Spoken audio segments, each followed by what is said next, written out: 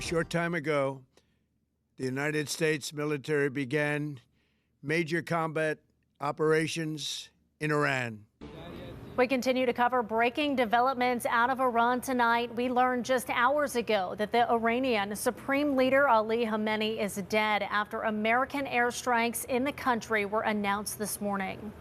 Thank you for joining us. I'm Erica Stanish, and we are tracking all of the developments tonight from at home and abroad after what the Trump administration is calling Operation Epic Fury. The United States and Israeli operation comes after weeks of military buildup in the Middle East and a pressure campaign by the Trump administration to rein in Iran's nuclear program and a violent crackdown by Iran on anti-regime protesters. Iran retaliated following the strikes, firing missiles and drones at Israel and other United States targets and allies. Police around the country are on higher alert for the possibility of terrorism in the wake of the military campaign. CBS's Willie James Inman has the latest. The airstrikes on Iran launched by the U.S. and Israel began Saturday morning. The Israeli military shared these images, what they say show some of the strikes. The airstrikes come after weeks of escalating tensions between Iran and the U.S., with President Trump repeatedly warning Iran to put an end to its nuclear program. We are going to destroy their missiles and raise their missile industry to the ground. It will be totally, again, obliterated. President Trump confirmed the death of Iran's supreme leader, calling him one of the most evil people in history, adding that this is not only justice for the people of Iran, but for all great Americans. Iran was swift to retaliate, launching missiles against U.S. allies in the region, including Israel, Saudi Arabia, and the United Arab Emirates. President Trump warned there could be U.S. casualties as Iran targets U.S. military forces in the region. The Iranian regime seeks to kill. The lives of courageous American heroes may be lost, and we may have casualties. That often happens in war.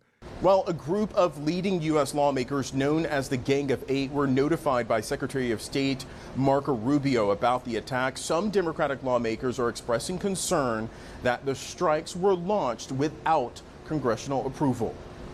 In the U.S., New Yorkers expressed unease over the news of the airstrikes. I'm instinctively worried whenever, the United States, our country starts bombing people, but sometimes it works fine and sometimes it doesn't. I'm horrified. There's no grounds for it. The New York Police Department says it is boosting security around sensitive sites, including religious and diplomatic institutions. Willie James Inman, CBS News, West Palm Beach, Florida. Back here in southwestern Pennsylvania, we're tallying the reactions from our lawmakers. Governor Josh Shapiro is speaking out against the Operation Epic Fury, saying in part, President Trump and his administration have not demonstrated to the American people that we have a clear plan with this mission, and by taking unilateral action without a broad coalition of international partners, he is putting our brave service members at greater risk and undermining our national security interests. Senator John Fetterman posted on X shortly after the announcement, saying President Trump has been willing to do what's right and necessary to produce real peace in this region. God bless the United States, our great military, and Israel. After federal lawmakers called for a vote to rein in for President's war powers, Senator Fetterman chimed in once again, saying, quote, committed Democrat here. I'm a hard no. My vote is Operation Epic Fury. Pennsylvania's Republican Senator Dave McCormick also chiming in, saying in part, the president has given the Ayatollahs a chance for a deal, and they have rejected a path to peace and prosperity. I am praying for our brave troops and our steadfast allies who stand with us during this challenging and noble mission. Now, on the other side of the aisle, Democrat Congressman Chris Deluzio condemned the operation, saying, quote, Congress should reconvene immediately and put an end to this before the region is further destabilized and precious American lives are lost. To every hawk cheerleading this war, answer a simple question. How many American troops should die for this? End quote.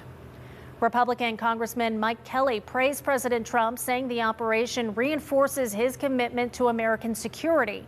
He said, quote, Iranian leaders should work with U.S. officials to reach a diplomatic deal as soon as possible.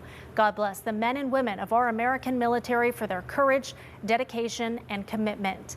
And Representative Summer Lee also calling on Congress to curtail the president's war powers tonight, saying in part, this is an insanely unpopular, dangerous, and illegal act of war. Congress must pass a war powers resolution immediately and hold this lawless president accountable. And here in Pittsburgh, protesters gathered to voice their disagreement with the operation.